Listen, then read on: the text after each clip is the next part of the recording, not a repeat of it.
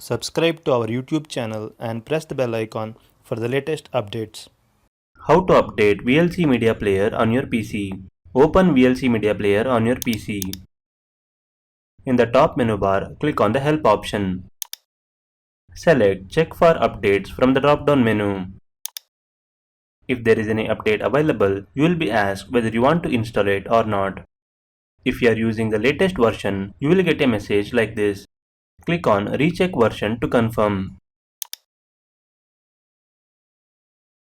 Click Close to close the dialog box. This is how you can update VLC Media Player on your PC. Thank you for watching.